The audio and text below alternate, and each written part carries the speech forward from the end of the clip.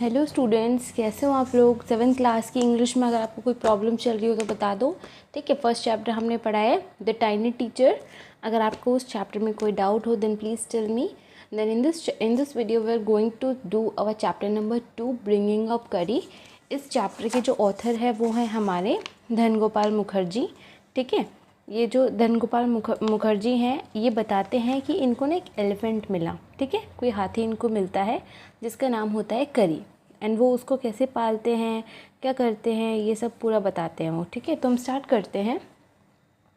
कारी a 5 month old baby elephant, एक baby elephant होता है 5 month का, lives and grows up with his 9 year old friend and keeper, अपने 9 साल के दोस्त के साथ, और कीपर मीन्स रखने वाले के साथ रहता है।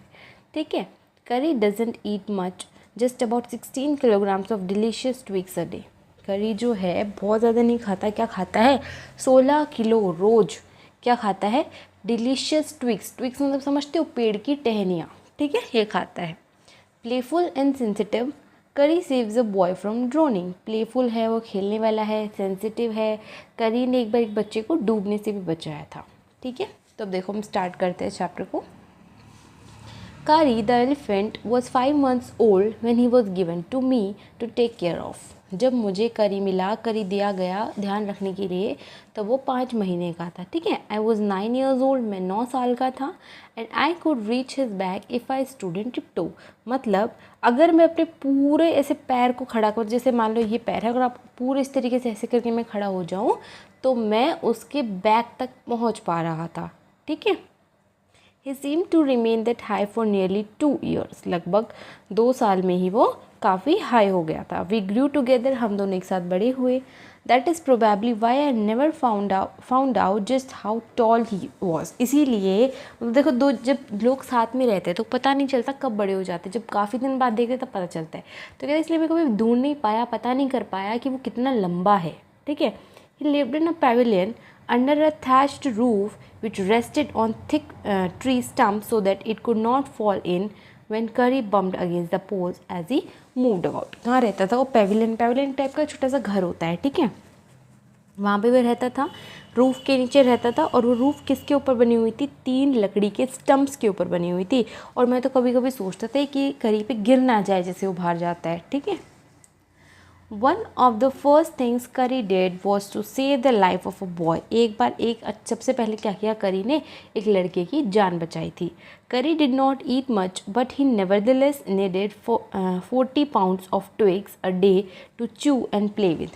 करी ज़्यादा नहीं खाता था, लेकिन एलिफेंट के लिए तो ज़्यादा खाना नहीं है ये। ठीक है, ज़्यादा नहीं खाता था, लेकिन लगभग 40 pounds ऑफ ट्विग्स, लगभग इतना पाउंड्स ऑफ टहनियाँ रोज़ खाता था, चबाता था और उनसे खेलता था। Every day I used to take him to the river in the morning for his bath. हर रोज़ मैं उसको नहाने के लिए, नहलाने के लिए रिवर में लेके जाता था, नदी में लेके जाता था। He would lie down on the sand bank while I rubbed him with the clean sand of the river for an hour. वो ऐसे ज़मीन पे ऐसे लेट जाता था जब भी मैं उसको ऐसे साफ़ करता था उधर की मिट्टी से, 1 घंटे तक। ठीक है, after that he would lie in the water for a long time. उसके बाद वो 1 घंटे तक वो पानी में ही रहता था। ठीक है, On coming out his skin would be shiny like ebony and he would squeal. जब वो बाहर आता था ना तो उसकी स्किन ऐसी हो जाती थी, चमकदार सी। ठीक है, with pleasure as I rubbed the water down his neck. और जब मैं उसके गर्दन के आसपास से रब करता था ना पानी से, तो वो बहुत ही खुश हो जाता था। ठीक है, Then I would take him by the ear because that is the easiest way to lead an elephant. अब मैं उसके कान के पास से लेके जाता था, और कोई भी एलिफेंट को अगर लीड करना है तो ये सबसे ईजी वे होता था। And leave him on the edge of the jungle while I went into the forest to get some luscious twigs for his dinner. फिर क्या करता था, मैं जंगल के किनारे जाता था, और जंगल में जाता था किस लिए? ताकि उसके लिए बहुत टेस्टी वाली ट्विग्स ला सके उसके डिनर के लिए।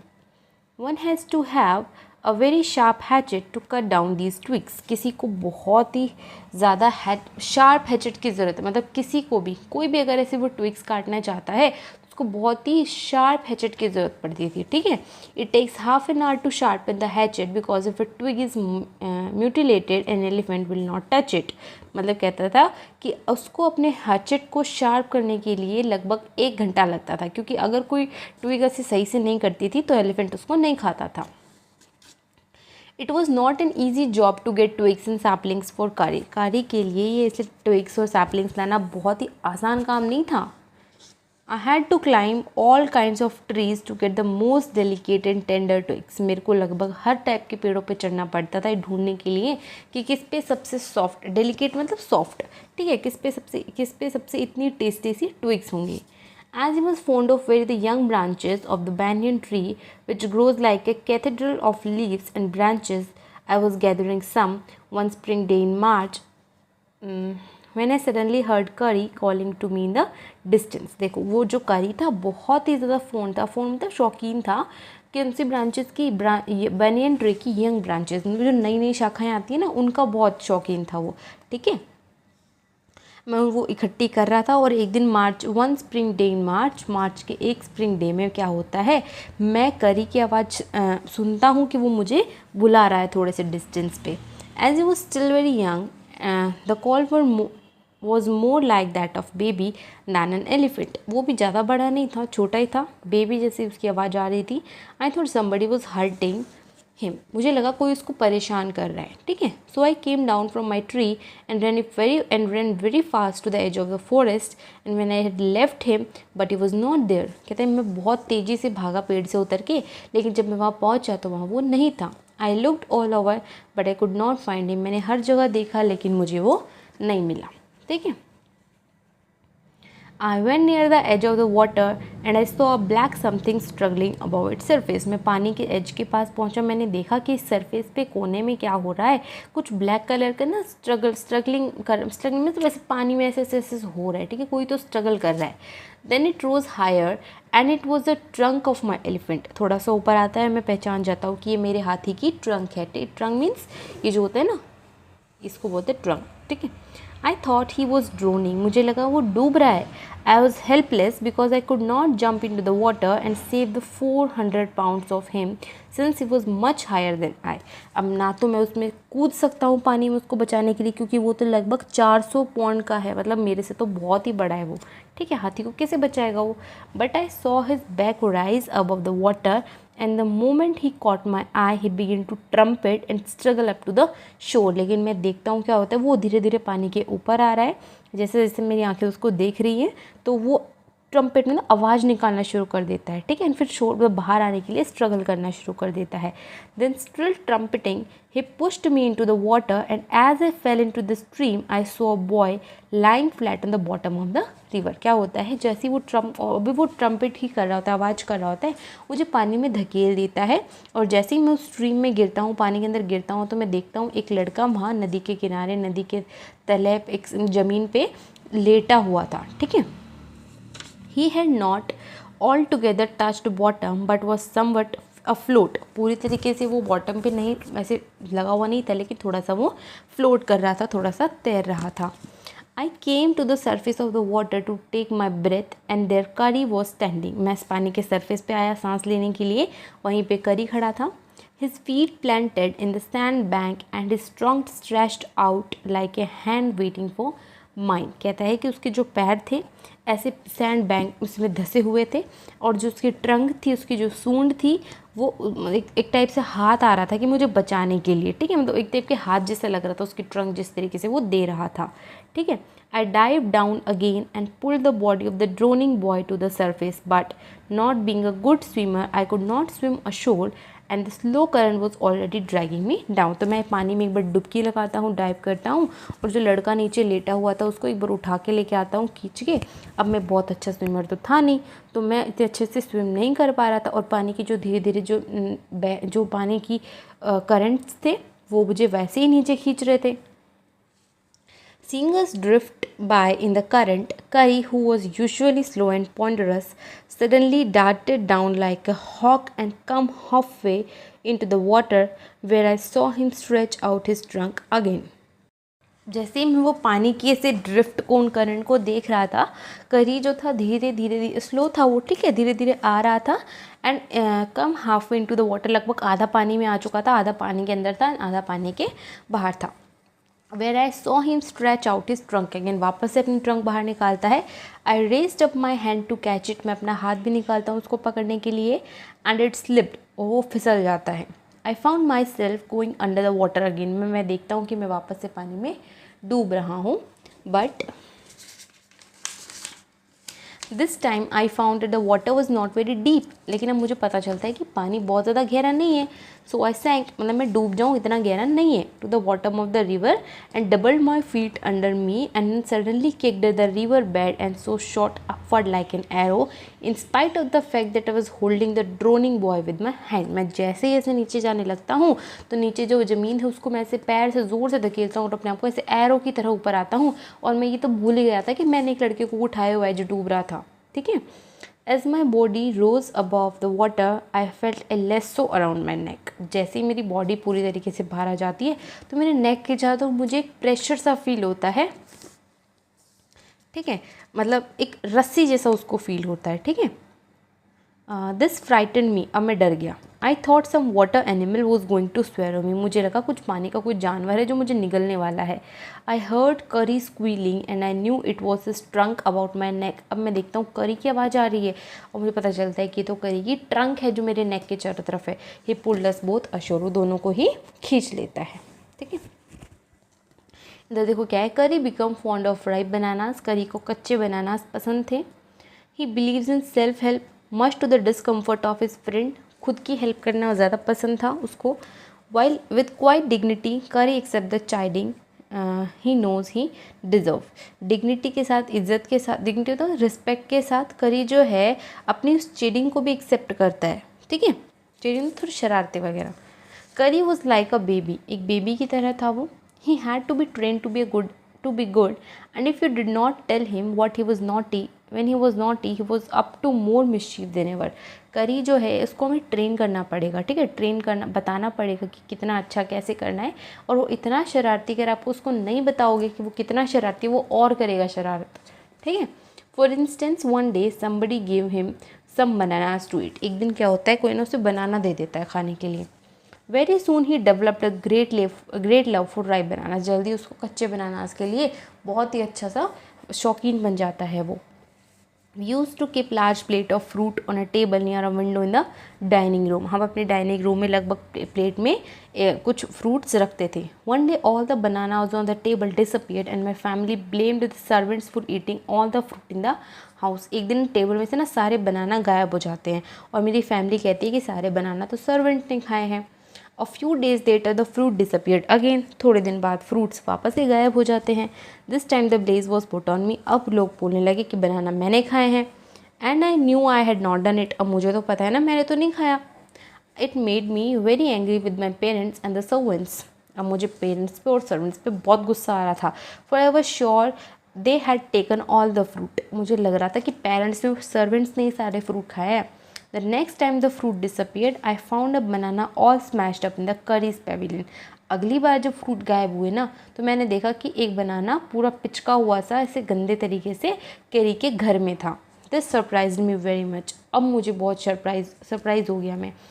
For I had never seen fruit there and as you know he had always lived on twigs. क्योंकि मैंने तो उसको कभी फ्रूट खाते हुए नहीं देखा ना, वो तो twigs खाता था. Next day while I was sitting in the dining room wondering whether I should take some fruit from the table without my parents' permission. अब क्या करना, अब वो डाइनिंग रूम में बैठा था और सोचता था कि मैं कुछ फ्रूट ना अपने पेरेंट की परमिशन से लेके जाऊंगा बिना परमिशन के, ठीक है.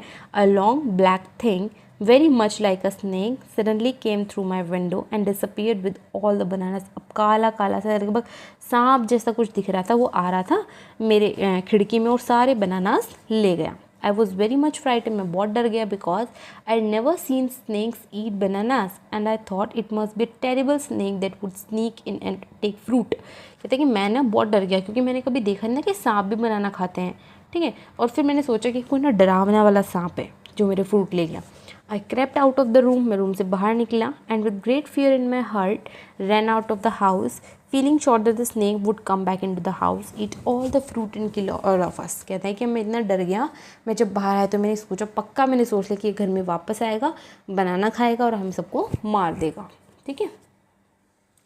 As I went out, मैं बाहर गया, I saw Curry's back disappearing in the direction of the pavilion and I was so frightened that I wanted his company to cheer me up। कहता है कि मैं ना जब बाहर निकला तो मैंने देखा करी जो पिछले हिस्से करी जो ऐसे बैक करके बैठा हुआ था पेविलियन के साइड में, और मैं बहुत डर गया। ठीक है। That I wanted his company to cheer me up, मैं इतना डर गया कि मुझे करी की ज़रूरत थी उस time.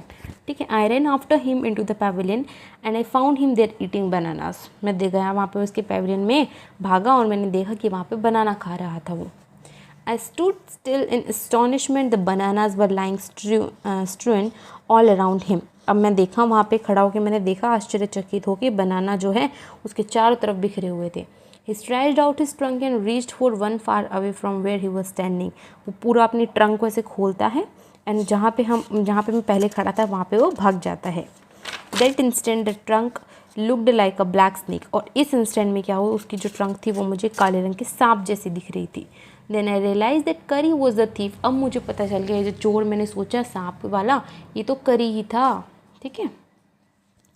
I went to him, pulled him out by the ear and joyously showed my parents that it was Curry and not I had that eaten all the fruit these many weeks। कहते हैं कि इतने दिनों से जो आपके fruit गायब हो रहे थे नहीं, मैंने नहीं खाए, करी ने खाए हैं।